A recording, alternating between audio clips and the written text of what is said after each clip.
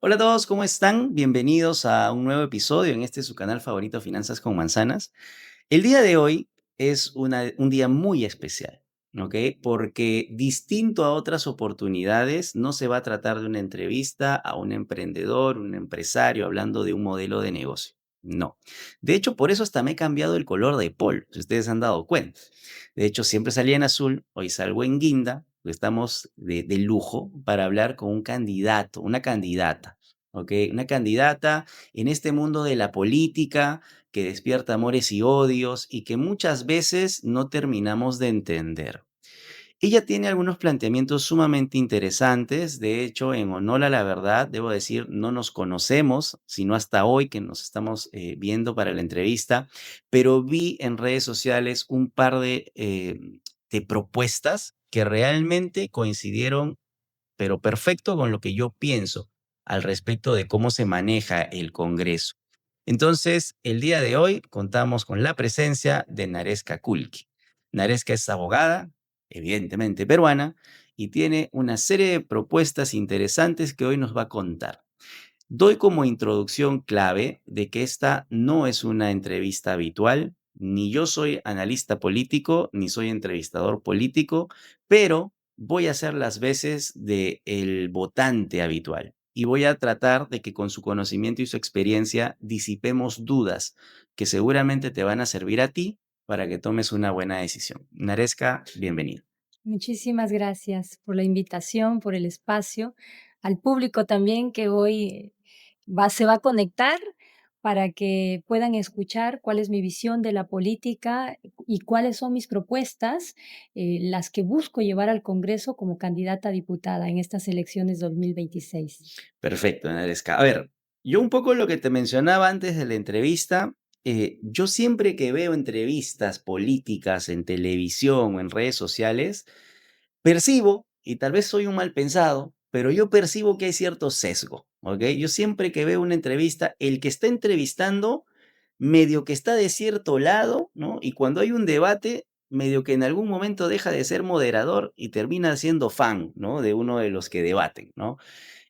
Además que en televisión, pues los minutos son muy caros y muchas veces queda corto el tiempo para explicar, ¿no? Con profundidad un planteamiento, una propuesta. Y no solamente eso, sino que muchas veces las entrevistas se politizan, ¿no? O sea, terminan siendo discusiones al respecto del pasado o de tu ideología y del color y no sé qué, y al final hablamos poco de lo que realmente importa, ¿ok? Entonces, yo te invité a que te entreviste, te invité a esta entrevista porque hubieron dos propuestas tuyas que realmente yo dije, estoy de acuerdo, ¿ok? Estoy muy, muy de acuerdo.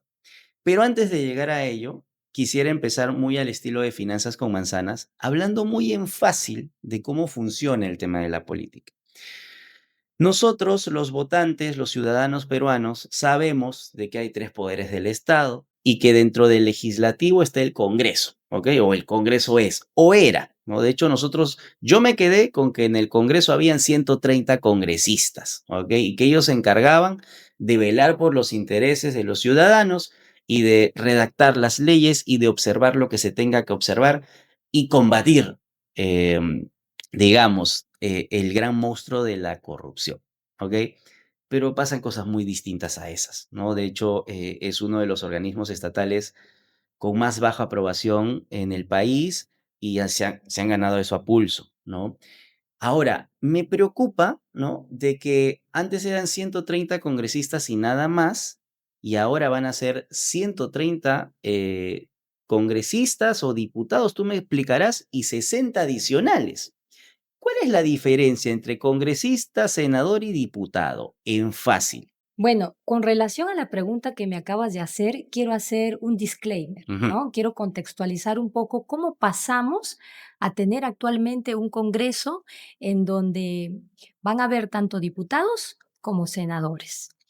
Y lo que pasó es que hubo recientemente una reforma constitucional en donde se han modificado varios artículos de la Constitución y hemos establecido una bicameralidad, es decir, que hay dos cámaras, que el Congreso, el Parlamento, va a estar dividido en dos cámaras principales, la Cámara de Diputados y la Cámara de Senadores. Estos dos personajes, digamos, de dos tipos Ujú. de personajes, igual terminan siendo congresistas de la República, Okey, ¿no? Pero cada uno ahora está cumpliendo funciones diferentes o okey, complementarias. ya, Lo que busca la bicameralidad es tener un proceso mucho más reflexivo. ¿Por qué? Porque los proyectos o iniciativas de ley van a iniciar en la Cámara de Diputados. Ahí okey. se van a discutir y se van a aprobar. Pero luego, como si fuera una cadena, va a seguir a la segunda cámara, que es también, por eso se le dice un proceso mucho más reflexivo, porque hay una doble reflexión, y Ujú, esta Cámara de Senadores recibe los proyectos elaborados, aprobados por la Cámara de Diputados, nuevamente los va a revisar, si cree conveniente, los puede modificar o también rechazar, es decir, que ya no lo aprueba y lo pueden carpetar o archivar, okey, y también los aprueba. Una vez que ellos los aprueban, ya lo pasan al presidente de la República para que refrende los proyectos, se promulgue, okey, ¿no? okey. Entonces, lo que siempre ha habido. Antes, con los 130 congresistas, ¿ya no había esa instancia previa con las comisiones? O sea, ¿no se suponía que, digamos, las comisiones se creaban para hacer esa segunda instancia de reflexión y para validar lo que previamente se estaba validando, o no? ¿O es al revés? De cierta manera, el Congreso sí estaba construido con las comisiones para que haya ese proceso de discusión previa de un proyecto y su aprobación con dictámenes para que pase al Pleno, ¿no? Okey, Y se puedan aprobar. Sin embargo, lo que se había visto en las investigaciones, en las revisiones de los procedimientos, es que los congresistas, ellos, por ejemplo, ahí aplica el dicho que dice, echa la ley, echa la trampa. ujú, Entonces, lo que sucedía es que se saltaban el paso por comisiones, porque han estado aprobando normas de manera express. O sea, okey, y es más, si había un dictamen negativo, igual lo metían a pleno y en pleno lo aprobaban. O sea, finalmente no había discusión. De ujú, cierta manera, tener Cámara de Diputados y Senadores sí podría ordenar un poco ese proceso. okey, Sin embargo, hay que entender que en el 2018 los peruanos votaron en referéndum, el 80% de peruanos votó para que no haya bicameralidad. okey, Votamos para eso, okey, porque sentíamos que quienes querían promover en ese momento la bicameralidad no nos representaban y no llevaban la voluntad popular como para hacer una reforma tan importante para el país. ujú, Pero sin embargo, este Congreso, que ya conocemos cómo es, lo que hizo es generar esta Cámara. ¿Para qué? Básicamente para reelegirse, okey, para tener la posibilidad de ampliar el número digamos, congresistas, que ahora ya no son 130, sino son 130 más 60, 190. Tienen la posibilidad de reelegirse, tienen la posibilidad de tener mucho más control sobre el gobierno, porque la okey, Cámara de Senadores, además de aprobar finalmente los proyectos que salen de la Cámara de Diputados, son los que hacen el control político, son los que sancionan, son los que pueden incluso llevar a cabo, de darse el caso, una suspensión por 120 días de los congresistas, sancionar y todo eso. ¿los requisitos son los mismos? Porque Lo- uno de los problemas que yo le encuentro y que mucha gente le encuentra, bueno, para algunos es un problema y para otros está bien, es el tema de que existen muy pocos requisitos para ser congresista o para participar en política, ¿no? De hecho, mucha gente cuestiona, y quisiera saber cuál es tu opinión, mucha gente cuestiona y dice, oye, pero si solamente tengo que tener 25 años y ser peruano, o sea, claro, pues, o sea, ¿cómo llegas tú? O sea, ¿cómo alguien que ni siquiera tiene la exigencia técnica de haber estudiado, de haberse formado, de haberse especializado, cómo llega a redactar leyes? Y esto se une al tema de que por eso es que cada congresista tiene un batallón de asesores, ¿no? Que es algo que te escuché hablar en tu entrevista con Rosa María Palacios. Yo personalmente pienso de que deberían haber más filtros a solamente la edad y la nacionalidad. Yo sé que hay gente que dice tiene que ser así porque si no hay discriminación, pero no sé de qué discriminación hablan. Para mí, no podemos poner en manos de personas no capacitadas el futuro del país. Y eso justifica de alguna manera, ¿no?, el por qué tenemos tantísimos asesores. Hoy por hoy, para ser diputado y para ser senador, ¿son los mismos requisitos? Sí, sigue manteniéndose el requisito de ser mayor de 25 años en el caso de los diputados y nacionalidad peruana, pero en el caso de los senadores sí el requisito es diferente y no tiene que ver con la formación demostrada y Okey. con las capacidades, sino tiene que ver con, por ejemplo, si yo he ejercido anteriormente un cargo de elección popular, es decir, si yo ya fui congresista, Ajá. puedo postular para ser senador y tengo que tener 45 años. O sea, cambia la edad, o sea, es como que mayorcito, un poquito mayorcito, Y la posibilidad de y reelegirme, la si es que posibilidad de antes ya reelegirte. ocupé un cargo de elección popular, ¿no? Si ya tengo experiencia, porque Okey. es como una cámara reflexiva, la cámara de ancianos, lo que se Claro, llama, ¿no? claro, Gente que claro, ya claro. tiene, digamos, experiencia probada haciendo cargos de representación popular. Se mantiene con el tema de los diputados y los senadores, ¿se mantiene la cantidad amplísima de asesores por cada congresista? Sí, se está manteniendo. De hecho, es algo que yo personalmente critico mucho porque no es posible que los congresistas tengan tantos asesores. Y ahí viene justamente el cuestionamiento de la ciudadanía. ¿Por qué gente que no está preparada para asumir un cargo? Porque dicen, ¿no? Que el peor acto de corrupción es hacer algo para lo que no estás preparado. Y me parece que sí, que de cierta manera es algo que se puede evaluar. No, yo entiendo que toda la ciudadanía, por principio de igualdad y para evitar discriminación, sí deberían poder ejercer sus derechos políticos.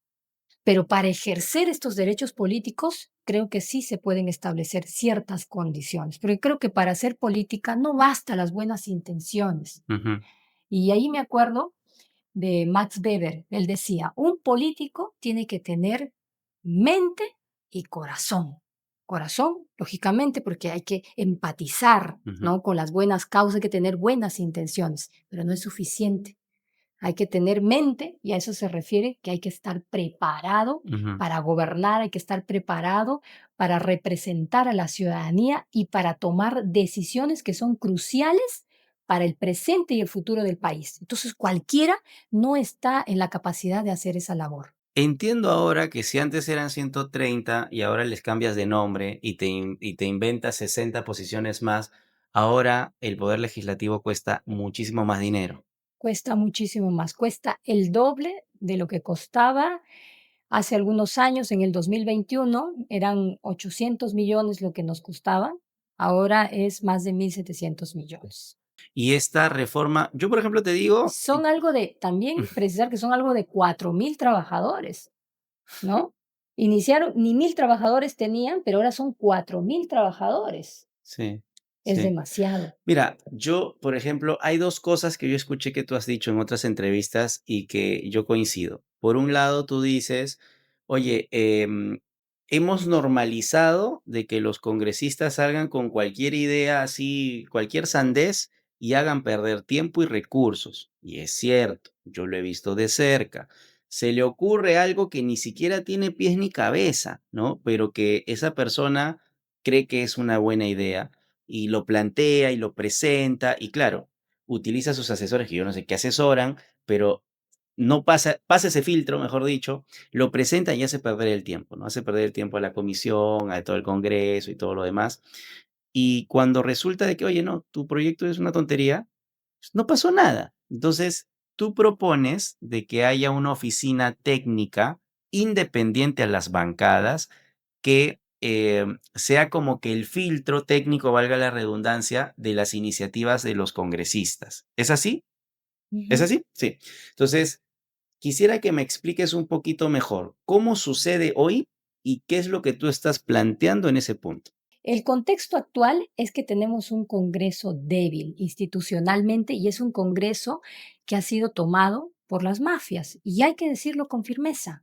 Es un Congreso que se ha convertido en un operario de las mafias y de la criminalidad. Es decir, que si antes los delincuentes estaban solamente en la calle, ahora están en el Congreso. Y en vez de legislar para la ciudadanía, para el bien común, que es lo que nosotros esperaríamos, están legislando para un sector particular, están legislando para sus intereses personales y están legislando hasta para las mafias, sacan normas a favor de la minería ilegal, sacan normas que permiten la tala ilegal, Ujú, ¿no? La depredación de nuestros mares y etcétera. ujú, Incluso han sacado normas que debilitan otras instituciones y que han terminado capturando prácticamente y debilitando todas las bases de un Estado democrático como es el que nosotros tenemos de acuerdo a la Constitución. ujú, Ese es el contexto actual. Es decir, es un Congreso en donde lo que más resalta son las prácticas informales ujú, y las consecuencias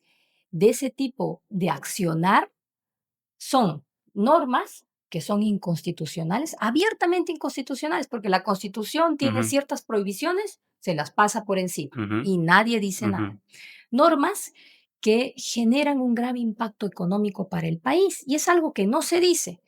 Por primera vez en la historia tuvo que salir el año pasado, no sé si te acuerdas, en ujú. octubre, el Tribunal Fiscal hizo una Sí. conferencia de prensa para decir que lo que estaba ocurriendo con el Congreso era realmente alarmante Ujú, y que estamos en números rojos. ¿Qué más sucede? Que sacan normas en beneficio personal, en beneficio propio, normas con nombre propio y nadie dice nada y tampoco pasa nada. ujú, ujú, Entonces, es necesario ponerle límites a esa irresponsabilidad de los congresistas, porque están legislando, están asumiendo el poder, pero un poder desbordado, porque para ellos no hay consecuencias. Y tú sabes, y también el público que nos está escuchando, que quien hace su trabajo mal, ¿qué es lo que pasa? sí, No se le sanciona, no se lo retira, no tiene consecuencias. Sí, es cierto. Entonces, en nuestro sistema no hay consecuencias para los congresistas y por eso es que ellos piensan que pueden reírse en la cara de la ciudadanía ujú, y nadie los va a perseguir, porque además tienen una comisión de ética y esta comisión de ética o esta su comisión de acusaciones constitucionales al final es un saludo a la bandera y nadie lo sanciona, ni siquiera lo suspende, no pasa nada. ujú. Entonces, a ver, sobre ese punto, el primero hacer la primera propuesta concreta de la creación de la oficina técnica, ¿ok?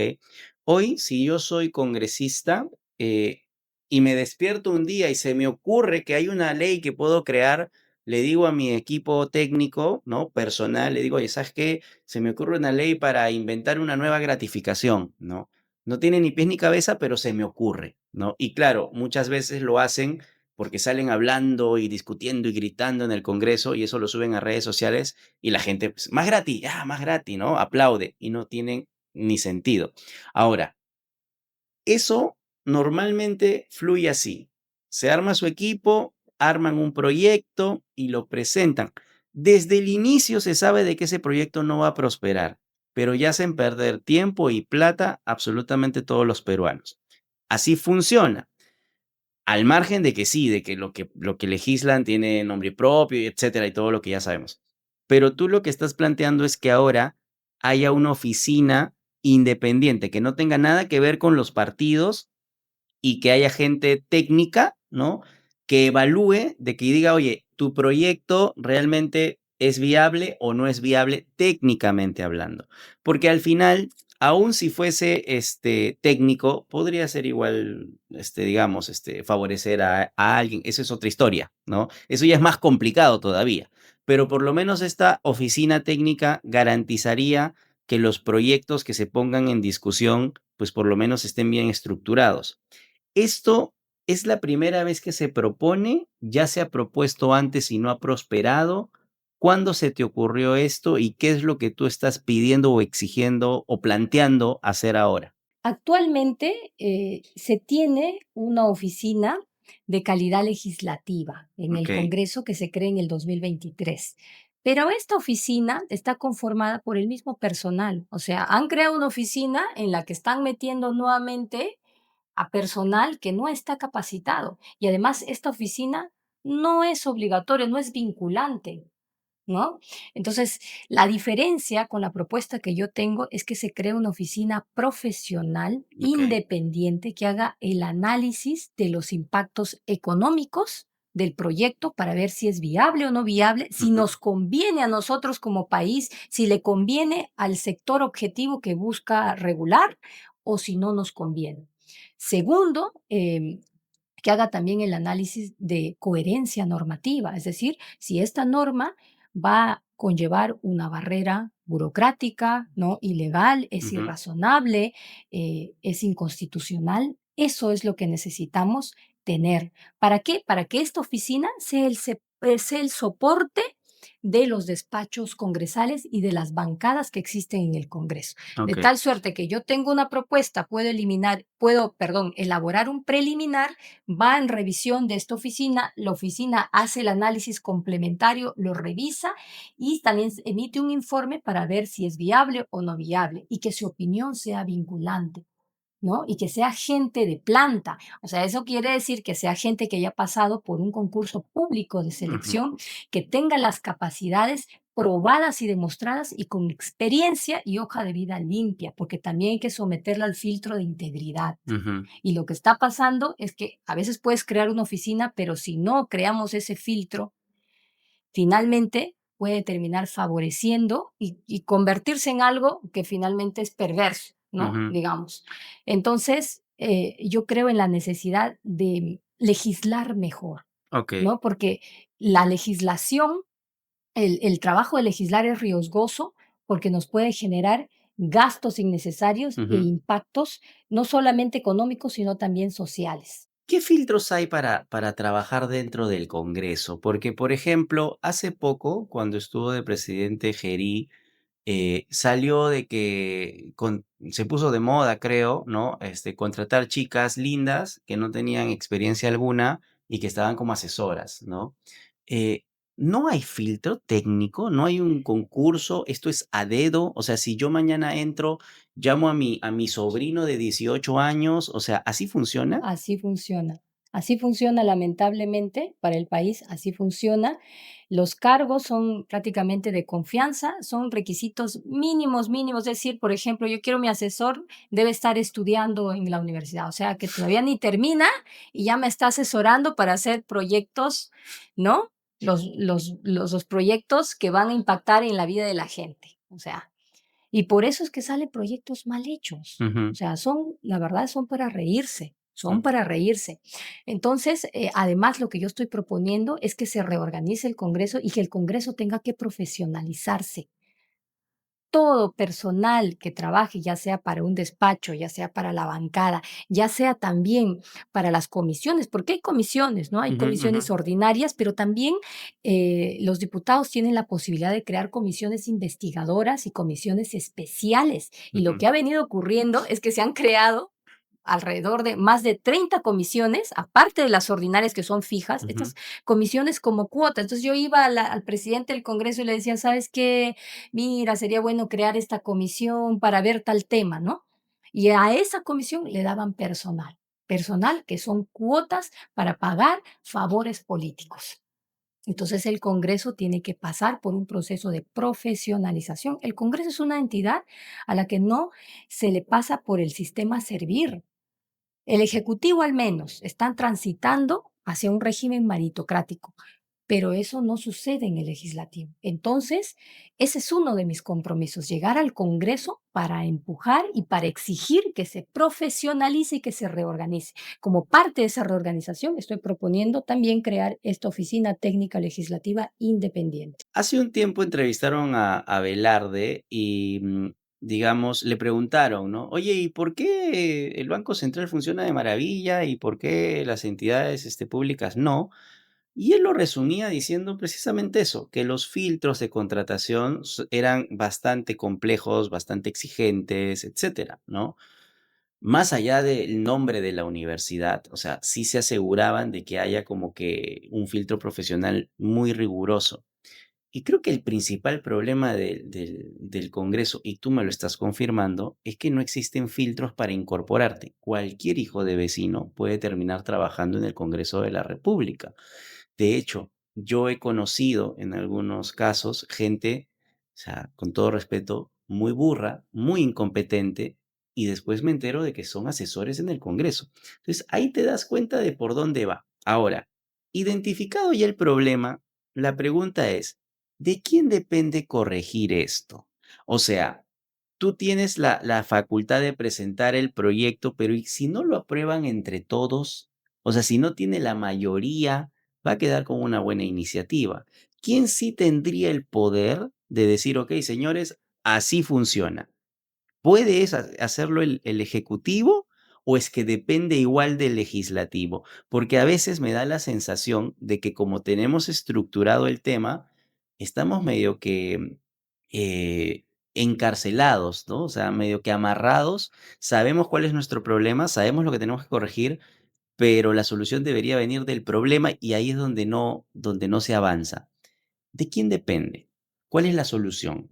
Mira, ahí depende del legislativo, porque el legislativo es el que tiene ese rol, el de aprobar. Y es más, si queremos nosotros apostar por una reorganización de todo este poder del Estado, esta reorganización pasa por la aprobación del mismo Congreso. Es decir, que no va a venir el Ejecutivo a reorganizarte porque son poderes independientes, Mm, son autónomos. mm, Entonces, es importante dos cosas: que la ciudadanía sea consciente que ese es un problema que nos está pasando factura y que ya no podemos seguir postergando esa reorganización de este poder del Estado. ujú, Y por eso es importante, a su vez, que emita un voto responsable y que sepa elegir dentro del menú, dentro de la oferta electoral que tenemos, a congresistas, diputados o senadores que tengan ese compromiso de reorganizar el Congreso. Desde luego, de mi partido Libertad Popular tenemos el compromiso, no solamente de mí o de palabra de los candidatos, sino que está puesto en nuestro plan de gobierno. Esa es una de las primeras cosas que pensamos hacer. Y lo segundo es que, pese a que tengamos una bancada como esa, si es que dentro de este voto que van a emitir la ciudadanía logran ingresar partidos que no están de acuerdo, ¿no? ujú, Y que se van a oponer porque obviamente ellos quieren vivir de las gollerías, ellos quieren seguir pagando favores políticos, ujú, poner cuotas ahí.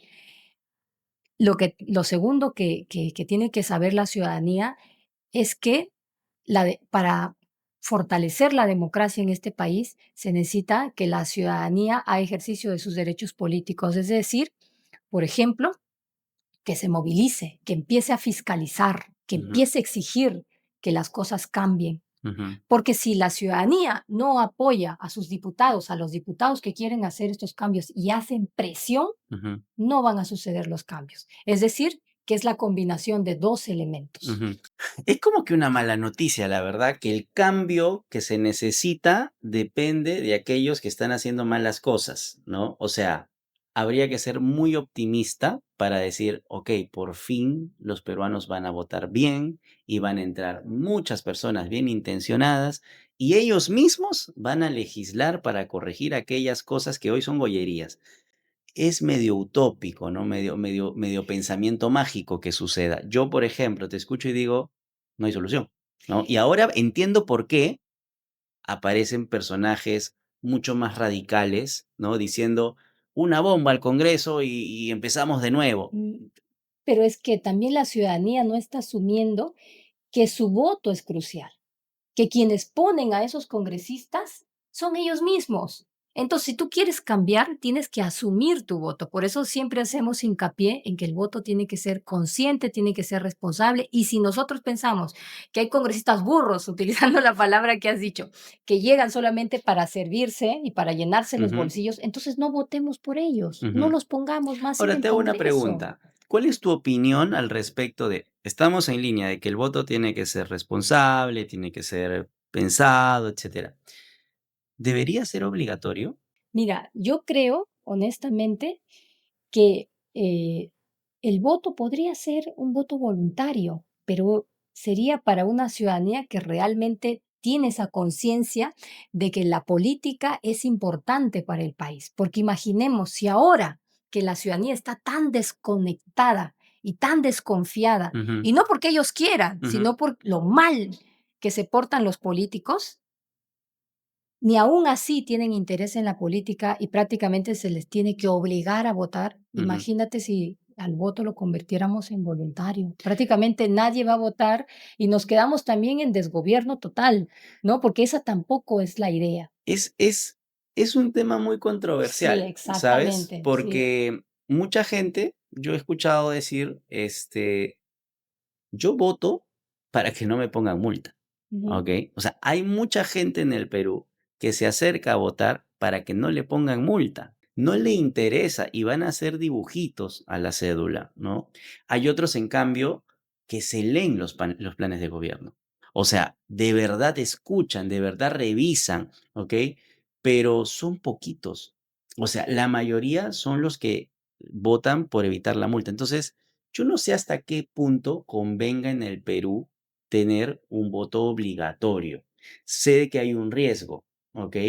Pero igual nos corremos uno. Entonces yo creo que esa es una asignatura pendiente para que se le den Exactamente, es un muchas debate que se vueltas, tiene ¿no? que sostener, porque además para sostener un gobierno hay que hacerlo representativo. Ujú, Y puede ser que el sector de personas que sí lea y que sí interiorice la necesidad de hacer cambios en la política sea mínimo. O sea, ujú. vamos a basar una elección sobre la base de Sí, que del 10% de la población, sí, de los 34 millones, solamente el 10%. Entonces, da todavía para hacer un debate más profundo sí. sobre la necesidad de hacerlo voluntario o hacerlo obligatorio. Hablemos de aquellos puntos que guardan relación con nuestra audiencia, ¿no? Emprendedores, empresarios en el país. Em, Hay una situación que siempre me repiten a mí, ¿ok? Yo asesoro empresas y siempre me preguntan o me dicen, Felipe, pero ¿para qué ser formal? ¿No? Y te traslado esa pregunta a ti, ¿ok? ¿Qué responderle a aquel emprendedor que se pregunta y se cuestiona y dice, oye, ¿para qué voy a ser formal? Si realmente apenas te activas la SUNAT te persigue. Es más, el cuento, estoy tomando las palabras de la mayoría de los emprendedores, el cuento que te meten para que tú te formalices es de que vas a tener beneficios y para ellos los beneficios no son tangibles. El único beneficio tangible podría ser sujeto de crédito, pero ser sujeto de crédito es una engaña muchachos, porque yo puedo ser sujeto de crédito, pero finalmente no me lo dan. Y si me lo dan, me ponen una tasa altísima o me piden garantías incluso con mis propiedades. Entonces, quiero saber tu respuesta personal al respecto de cuál es el beneficio de ser formal.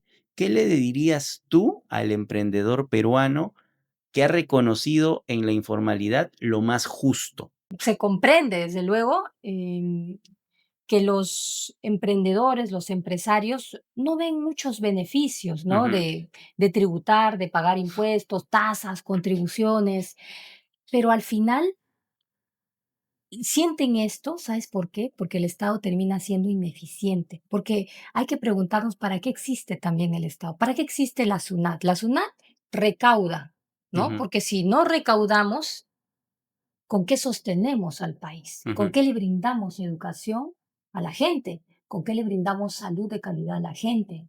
¿Con qué sostenemos la parte social también? ¿Con qué sostenemos, con qué operativizamos al Estado, al Poder Judicial, a la Fiscalía, ¿no? ujú, Finalmente, esa plata va dirigida a la prestación de servicios públicos. ujú, Si yo como empresario necesito llevar una mercancía, un producto de Lima, llevarlo hasta el oriente, a la selva, necesito una carretera, ujú, necesito conectividad, ujú. ¿no?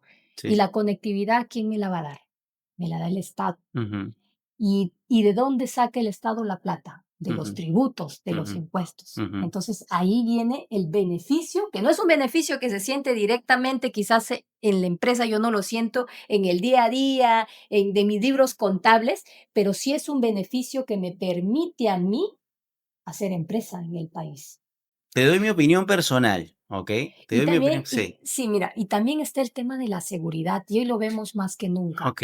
Porque si el Estado no le da seguridad al empresario para que pueda desarrollar libremente su emprendimiento, Ujú. ¿cuántos emprendimientos han cerrado ya porque no hay seguridad y porque las extorsiones se han Sí, disparado? sí.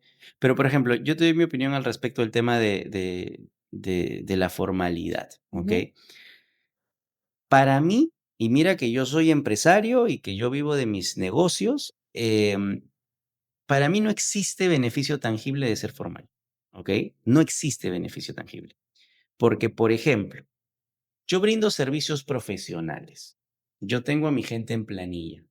Yo le pago salud y todas las cosas que la ley me exige. Pago mi IGB, pago un montón de plata mes a mes, ¿ok? Y sin embargo, yo no tengo ninguna ventaja competitiva por sobre alguien que brinda servicios similares y que no paga ningún impuesto.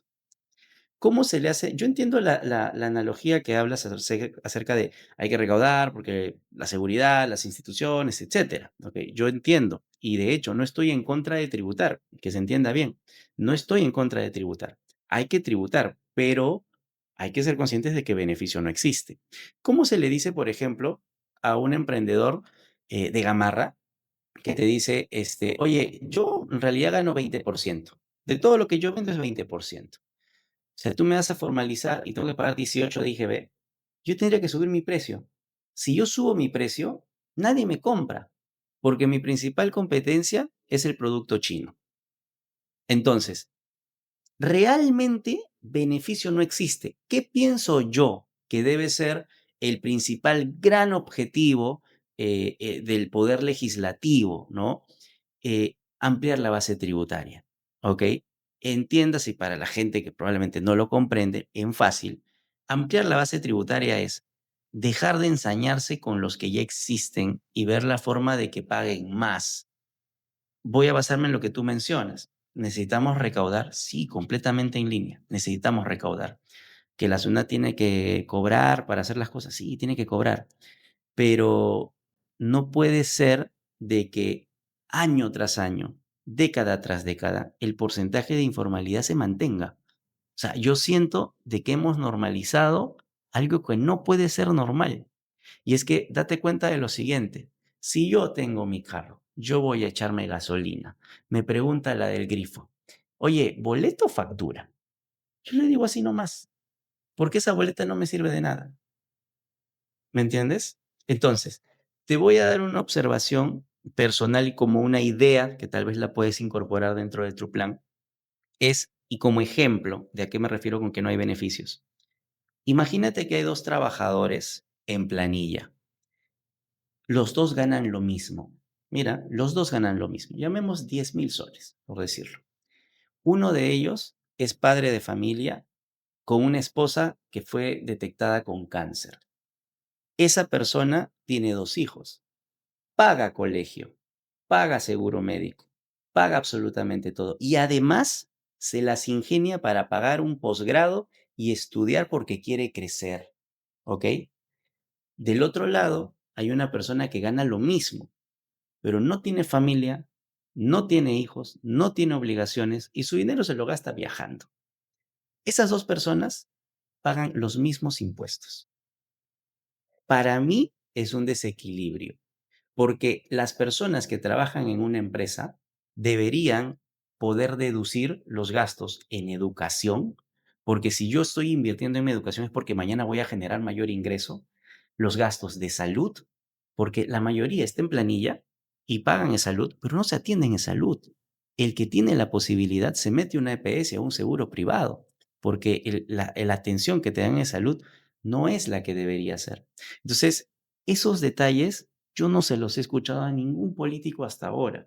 Y es que hoy, al no sentir que hay beneficios, la gente tributa con cólera. Porque si supiéramos que de verdad hay un diferencial, pues sería muy distinto. En Estados Unidos, tú pagas tus impuestos y por pagar tus impuestos tienes o la educación gratuita o el descuento en tal cosa o la salud o lo que fuese en tu estado. Acá no. Llévalo al mundo de los predios. El dueño de la casa paga su impuesto predial y el vecino no paga nada y no pasa nada, porque sabe que al cambio de gobierno en la municipalidad se vienen las amnistías. Entonces se premia al vivo, ¿no? Entonces, ¿qué crees tú que se debería hacer para mejorar este tema tributario, para mejorar el tema de la formalización, para que la recaudación no sea algo que duela? ¿Qué crees tú que se podría hacer?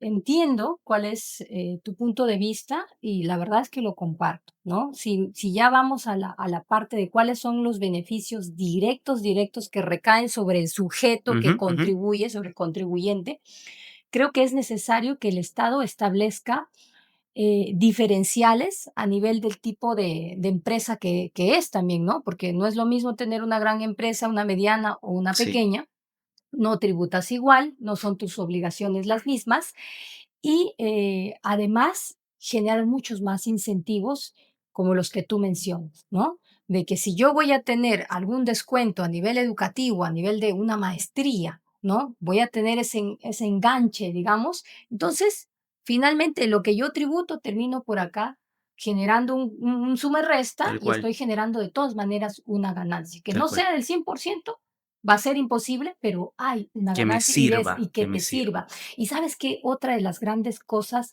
que existen en este país es el tema de la sobreregulación. Cuando tú revisas las evaluaciones o los análisis que hacen, es que la sobreregulación que cae no solamente proviene de un sector en particular, sino que también las municipalidades.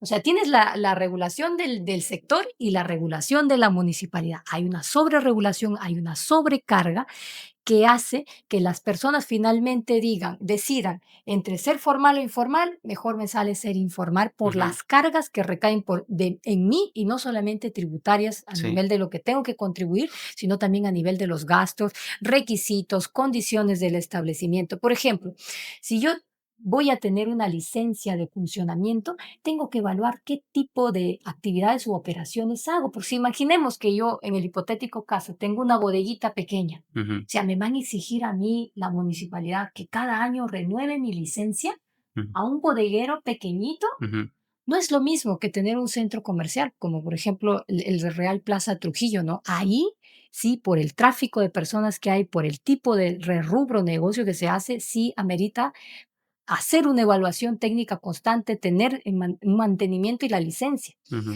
Entonces, hay condiciones que ameritan hacer estos diferenciales.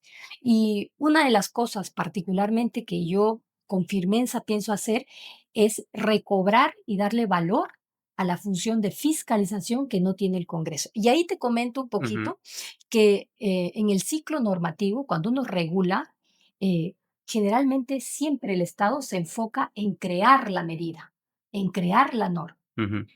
Pero las normas, cuando entran en vigencia, finalmente se materializan en la realidad y al materializarse en la realidad podemos ver si la norma es eficiente, cuáles son los impactos reales o finalmente si la norma es contraproducente. Ujú, O sí, existen vacíos y hay que cambiar. Y entonces la labor del congresista, que se entienda que no solamente sacar la norma, darle vida a la norma, sino además hacer una revisión periódica y es por eso que yo ponía énfasis en la calidad regulatoria, porque en ujú. el ciclo de calidad regulatoria significa que eso es una evaluación ex ante y una evaluación ex post.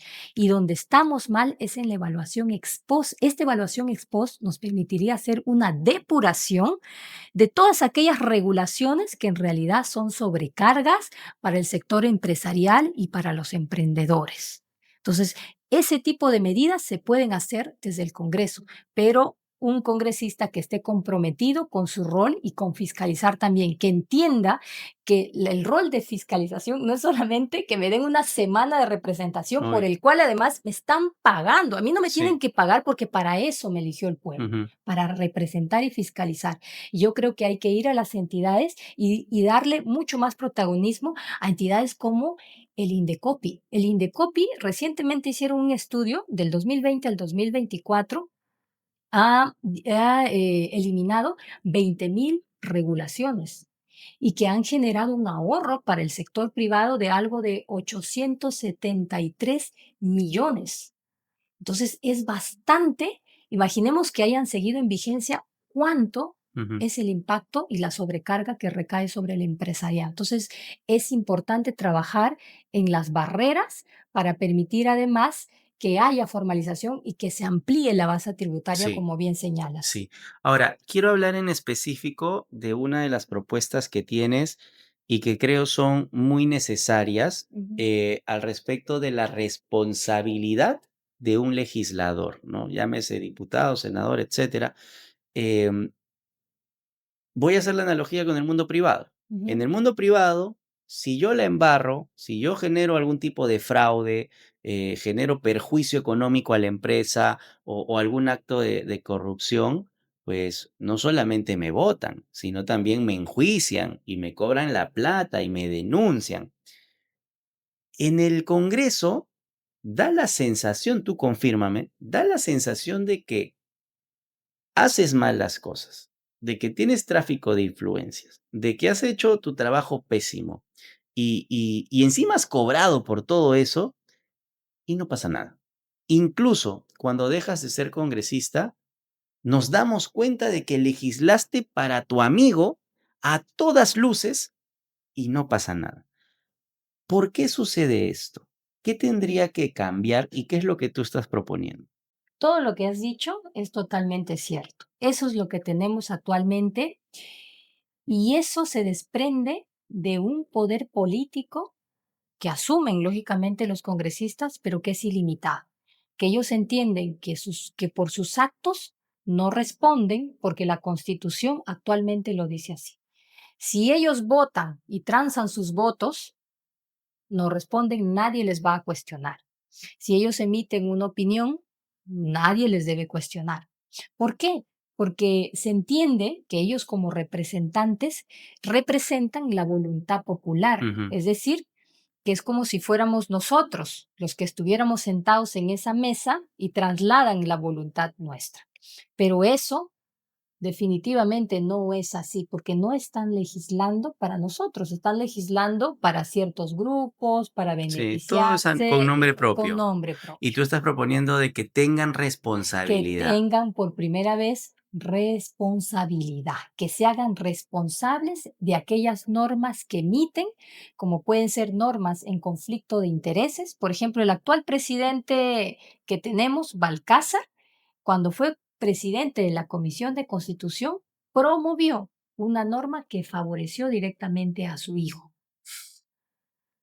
Si hubiésemos tenido un régimen como este, hubiésemos podido sancionarlo y destituirlo. Porque sabes que hay que ser duros, hay que ser firmes, drásticos con este tipo de cosas y no podemos seguir permitiendo que se rían en nuestra cara. Que gente así de la peor calaña llegue y piense que con ellos no va a pasar nada. Esa es una medida importante. Sería la primera vez que se regula en el Perú, pero ya hay algunos antecedentes. Por ejemplo, en el Reino Unido existe un sistema que se llama RECAL. Eso quiere decir que cuando un congresista emite una norma en abierto conflicto de intereses, lo que sucede es que se le apertura un procedimiento y la ciudadanía puede votar y destituirlo. Es como hacer Okey, una revocatoria y okey. lo votan. Mm, Y en Chile lo que ocurre es que se le da esa potestad al Tribunal Constitucional para que, vía un procedimiento objetivo en donde se evalúe, ¿no?, que la norma es en beneficio propio y finalmente se lo retira.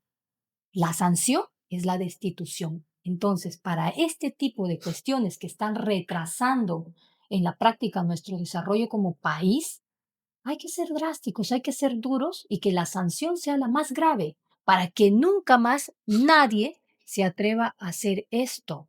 ujú, Nadie que tenga el poder lo puede desviar para sacar provecho de su cargo. Eso ujú. no lo podemos permitir y eso es lo que estoy proponiendo. Okey, ahora vas a necesitar la mayoría para que tu planteamiento pueda prosperar, ¿cierto? Y si la mayoría es gente no con buenas intenciones, vamos a tener nuevamente una buena iniciativa que no prospere. ¿Sabes qué creo que hace falta? Okey, y yo no sé quién lo puede hacer, pero yo creo que hace falta.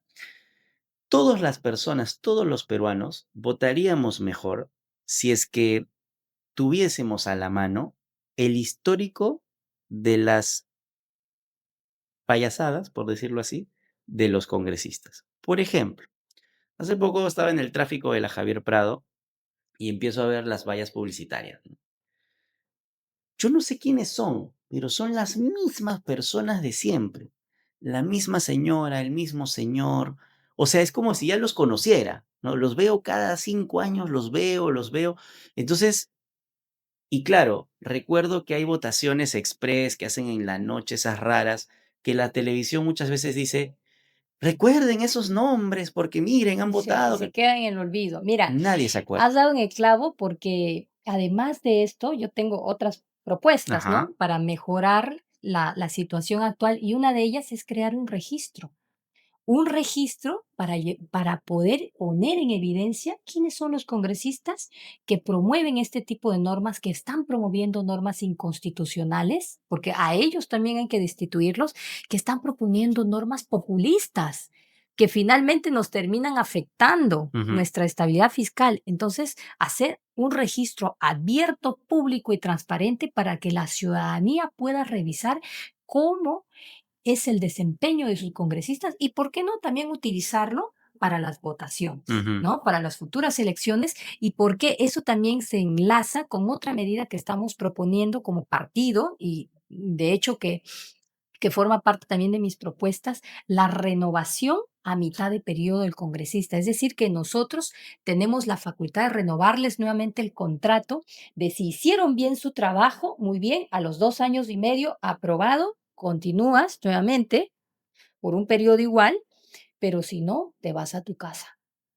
Y eso también nos va a permitir a nosotros tener ese control. Y mira, si yo propongo esta medida de la responsabilidad, si a la primera no sale, hacemos presión ciudadana, no sale, a los 2 años y medio ellos se pueden ir, renovamos y con los que vengan por eso el electorado va a ir, creo que esto nos va a generar también un aprendizaje ujú, país. ujú, Vamos a ir sacando a los malos, metiendo mejores y con esos mejores podemos levantar mejores propuestas y mejores reformas. Las reformas que siempre le hemos dejado de lado, las reformas estructurales. Por ejemplo, el tema de Camisea, la diversificación de la matriz energética. ¿Hace cuántos años ujú, no tenemos la posibilidad de discutir un tema tan básico y tan elemental para el país?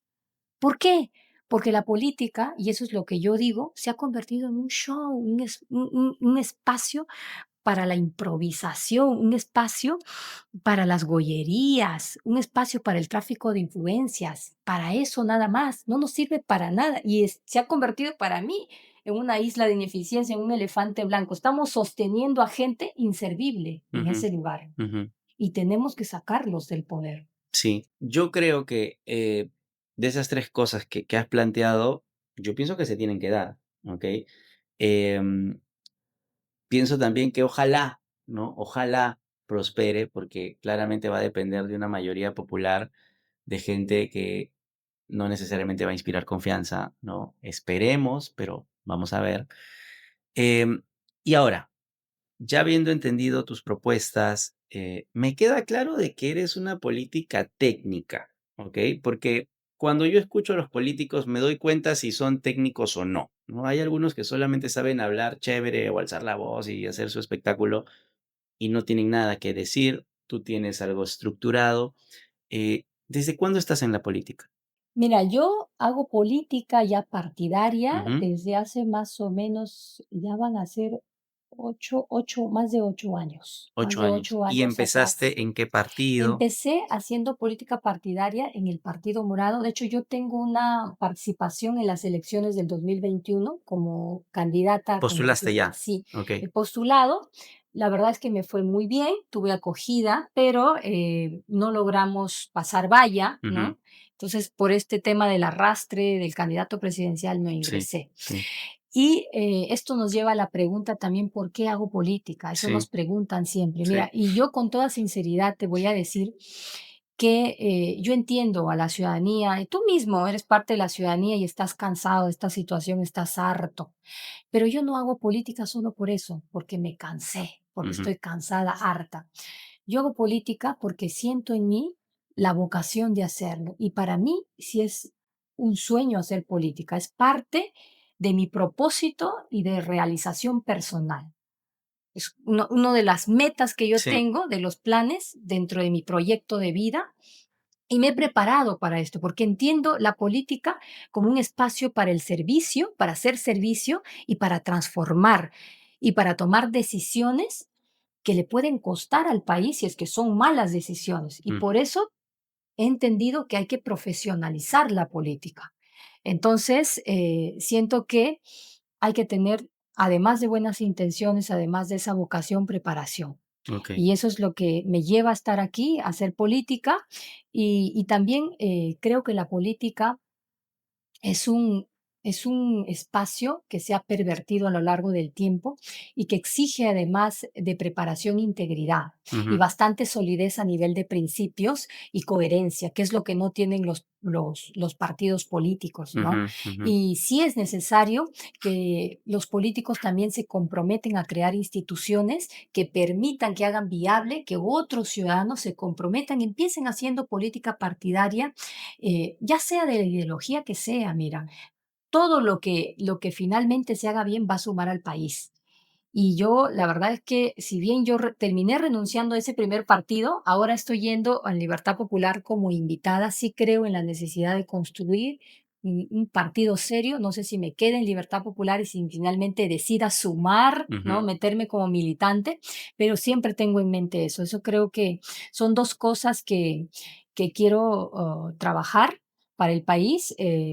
Una, dejarle a los ciudadanos un partido en el cual puedan confiar, un partido moderno, un partido realmente democrático. Y lo segundo, entrar al Congreso para luchar, para dar la ujú, pelea. Y no quiero hacerlo sola, ¿eh? claro, Quiero que la ciudadanía me acompañe, quiero ser ese puente y escuchar realmente a la gente, escuchar esas voces y llevarlas al Congreso. Mira, yo te cuento una experiencia recientemente que me ha pasado hace un par de meses.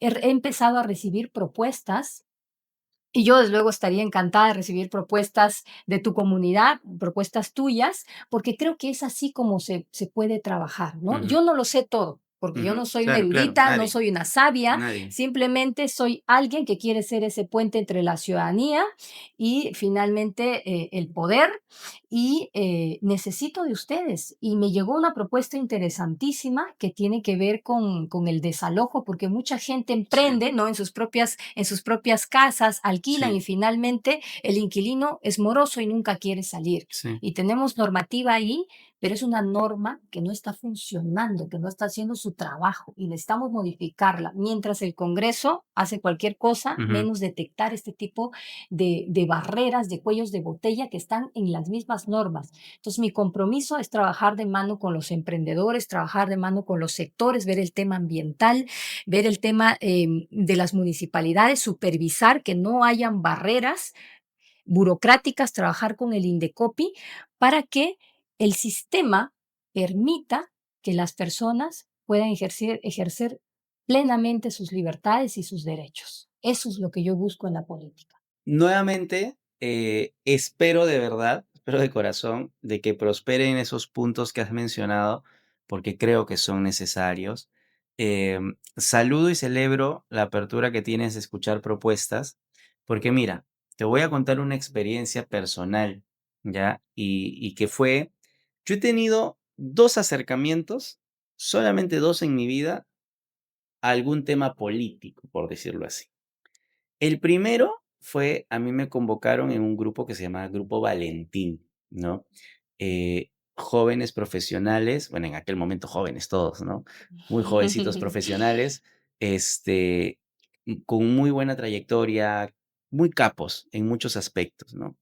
Y a mí me invitaron a participar. En aquel momento, el Grupo Valentín era como que buscaba ser o aspiraba a ser como el equipo técnico detrás del plan de gobierno de Barrenechea, ¿no? Alfredo, creo, Alfredo, Alberto, no sé, Barrenechea, Del ¿no? chicharrón. El del pan con chicharrón, ¿okey? De hecho, iba muy bien y había mucha expectativa dentro del grupo. Mi experiencia dentro del grupo fue buena en el aspecto de que vi mucha gente, capacitada con buena intención, ¿okey? Con muy buena intención. Eh, pero me di cuenta de que a veces, o no sé si siempre, pero lo que yo vi es que al candidato presidencial lo tratan como a rockstar, ¿no? Y es como que no se le puede criticar absolutamente nada. De hecho, ¿no? Recuerdo claramente que en una reunión, yo hice una crítica, a Barrenechea diciendo: "Oye, pero a mí no me parece esto, aquello y lo otro", y todos voltearon como que, ¿qué le pasa a este, no? ¿Cómo se le ocurre hablar de nuestro líder? Entonces ahí me di cuenta de que, oye, es bien complicado porque al menos en ese entorno me di cuenta de que no tenías voz de crítica y pienso que si tú quieres tener un equipo sólido, tienes que estar abierto a la crítica. Entonces me fui separando de a poquitos y con el tiempo, mira, te estoy hablando hace más de 10 años, 15 años tal vez, con el tiempo veo que esa gente se ha ido acomodando a los gobiernos de turno. Iban aquí, iban allá, y algunos están postulando ahora, etcétera. Eh, no sé, ¿no? Ya les perdí el rastro. Y evidentemente van cambiando tus ideas desde hace 15 años ahora. Espero que si alguno llega a involucrarse en este nuevo gobierno, haga cosas buenas. Fue mi primera experiencia. Y mi segunda fue con el Partido Morado. Te cuento. Yo me acerqué al Partido Morado, me invitaron a un evento, ¿ok? Y me dijeron, oye, en la Avenida del Ejército, en un evento con Julio Guzmán, Julio estaba como quedando la hora, ¿ok? Ujú. Y me dijeron, tú tienes propuestas bien interesantes desde el punto de vista tributario, desde el punto de vista laboral. Anda, que vas a conversar con Julio y no sé qué, plantéale tus ideas. Llegué, ¿no? Y lo primero era, John Lennon, ¿no? O sea, Paul McCartney era allá lejos y nadie se podía acercar, y claro, me dijeron: Tú eres el de las propuestas, ¿no? Ya, explícale a él", ¿no? Entonces era como que, brother, yo no he venido acá a que me den ese trato, o sea, yo he venido a entregarte una propuesta y es como que entrégale, entrégale, no me gustó. Y muy a mi estilo le dije: "Oye, de verdad, a mí me han invitado y siento que ahorita es como que me hubiese colado, ¿no? Entonces no estoy cómodo. Yo tengo planteamientos interesantes, pero quisiera me presten atención". O sea, estaba lleno de bulla, etcétera. Pero tranquilo, se viene la cumbre morada. En un par de semanas se viene la cumbre morada y ahí vamos a conversar con Julio y que no sé qué, que no sé. Perfecto. Armé mis documentitos, ¿ah? Hice mi trabajo de armar todo bien chévere porque sentí de que de verdad querían escuchar, ¿no? Llego a la cumbre morada que se hizo en Miraflores y, hola, ¿qué tal? ¿Tú de qué delegación? No, yo vengo, ¡pum! Sin preguntarme me ponen un cartelito de que soy morado y yo digo, no, yo vengo para una reunión, no, que, y nadie te escucha y no sé qué. Y después me dijeron, el que me citó, me dice, no, y ahí viene Julio para conversar contigo, para escucharte. Me acerqué, lo esperé y se fue. Entonces, ahí me di cuenta de que no es un espacio en el que yo me sienta cómodo, ¿no? Y creo yo que puede haberle pasado a muchos, ¿no? En diferentes lugares, en diferentes partidos, donde de pronto tienes la buena intención de contribuir con algo y pareciera ser de que si no eres muy cercano, no se te escucha, ¿no? Entonces, ¿cómo lidias tú con eso? ¿Cómo haces tú para que esa, digamos, esa buena voluntad de hacer política no se vea truncada por cómo es la política? ¿Cómo haces para mantener el entusiasmo de sacar adelante tus ideales sabiendo que en la política todo es el hermanismo, todo es que si tú eres mi pata, adelante, y si no, ahí nomás? ¿Cómo haces para lidiar con esta situación de que sabemos de que el que se mete a política termina siendo atacado, y si no estás atacado es porque estás amarrado con otro? Se percibe sucia la política. ¿Cómo haces tú para ir en contra de todo esto? Mira, lo que te ha pasado a mí no me extraña, y te lo voy a decir así con la mayor honestidad posible. Cuando yo ingresé a política, también me generó cierto desconcierto, pero yo siempre he entendido que la política es algo que hay que arreglar. Y cuando alguien realmente tiene la convicción y la seriedad para hacerlo, se tiene que mantener firme frente a ese tipo de situaciones. Yo lamento mucho que en el Partido Morado hayas tenido esa experiencia. Mira, yo he sido en el partido una voz crítica y he empezado como empiezan todos, desde abajo. Yo he empezado desde abajo y hasta he sido candidata a la presidencia del Partido Morado después de que Julio terminó la elección y salió del partido de alguna manera. Entonces yo tuve la posibilidad de ser candidata y he ido ascendiendo por meritocracia. Nunca me ha gustado, nunca he sido afín al tipo de personas que ven en la política una oportunidad Ujú, para llegar a un cargo, para llegar al poder o para generar, no sé, los contactos o generar amigos que te puedan jalar. Nunca he sido de ese tipo de postura, ujú, ni nunca lo voy a hacer. ujú, Y he sido bastante crítica y justamente yo termino saliendo del Partido Morado por este tipo de situaciones, porque después de esas elecciones, que para mí fueron unas elecciones amañadas, porque lo vi y porque es algo objetivo también, ujú, finalmente se quedó digamos, una dirigencia que volvió a la institución en una institución poco democrática y ujú, no daba espacio para escuchar a otras voces. ujú, Y por eso yo me terminé retirando, porque yo no podía quedarme en un espacio en donde tenga prácticamente que agachar la cabeza para que me den un número adelante y claro, yo poder postular, porque yo no hago política para postular. ujú, Yo hago política y por eso mi lema es política de verdad, política realmente diferente y consecuente ujú, entre lo que digo y entre lo que hago. ujú, Y yo también he sido crítica de ese tipo de situaciones, de ver la política como si fueran unos ruiseñores, la política de los liderazgos, ahí viene mi líder. Jamás, mira, soy sincera, yo jamás he utilizado la palabra líder.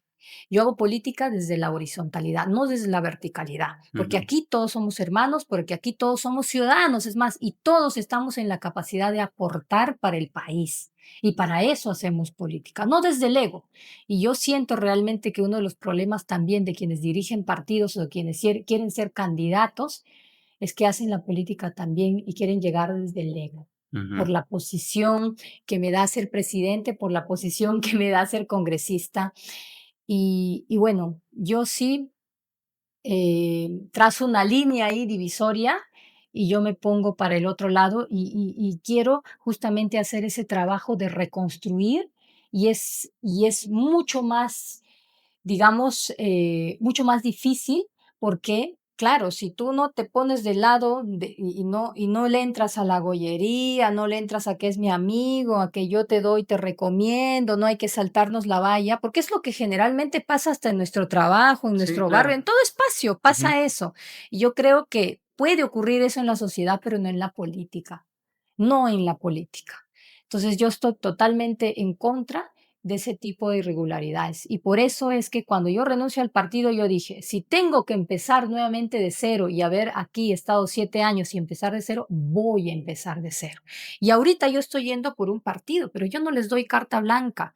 A mí me preguntan, ¿tú te metiste al partido por Rafael Belaúnde? No, yo no me metí al partido por Rafael Belaúnde, pues yo no sigo personas, para empezar. okey, Yo en lo que confío son en las ideas, en las propuestas. Si la propuesta es populista, descarto el partido y lo rechazo. Si la propuesta es seria, como lo es con Libertad Popular, muy bien, le doy el ok, el go, como diría, y me convenció también sus ideales, porque es un partido liberal.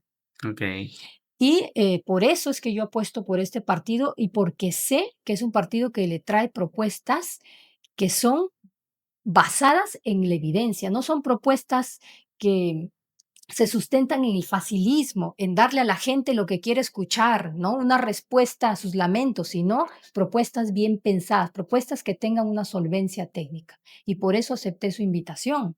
Naresca, yo quisiera, que te dirijas ahora a todo el electorado y le des un mensaje, ¿no?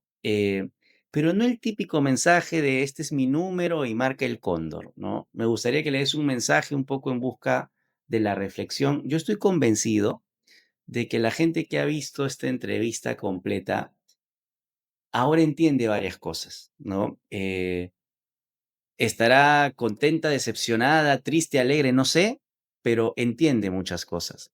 Y creo que hacen falta estos espacios, ¿no? En donde se hable en fácil, ¿no? En donde se hable de las ideas, ¿no?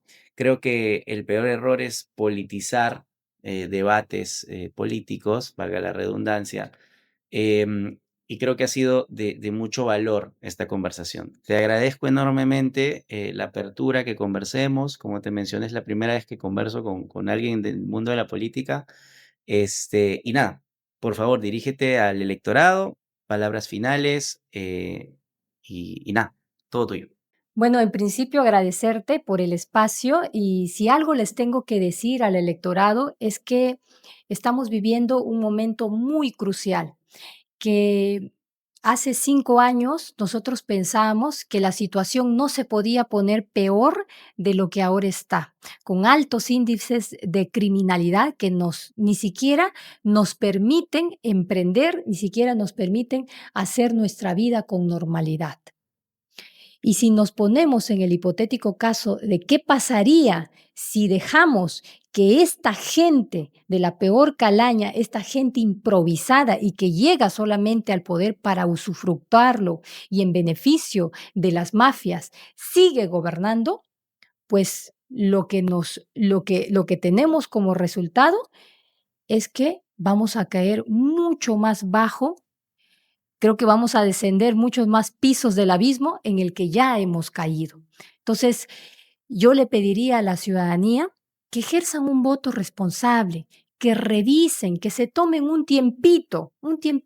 Yo sé que están ocupados, pero tómense un tiempito para revisar a los candidatos, para revisar las opiniones que han dado respecto de los planes de gobierno. Y hay que separar aquí a candidatos que son populistas, a candidatos que son de esos partidos que nos han llevado a este punto, que si lo dejamos pasar va a ser un punto sin retorno, y que los distingamos de aquellos partidos, para empezar, que son nuevos, que son diferentes y que de repente tienen una oferta a nivel de candidatos mucho mejor.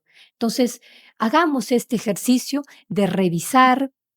Hagamos este ejercicio de separar el polvo de la paja, como quien diría, ¿no? Y digámosles no a esos partidos que nos han llevado a este punto y digámosles de alguna manera sí a aquellos partidos nuevos, pero revisemos también las hojas de vida, porque no creamos en discursos solamente, revisemos la trayectoria de las personas, revisemos cuál es su imagen en público, si tienen denuncias, si tienen sentencias. La integridad es importante para la política, no solamente los títulos, porque yo personalmente como política, si les soy sincera, sí veo políticos que tienen maestrías, doctorados, pero a veces eso no hace a las personas y necesitamos a las mejores personas, a las más capaces, sí, pero también a personas íntegras y honestas haciéndose cargo del país. Por favor, es lo único que les pediría, que emitamos realmente un voto consciente y responsable. Muchísimas gracias por su tiempo y por escucharnos. No, muchísimas gracias a ti y bueno, esta ha sido una entrevista más.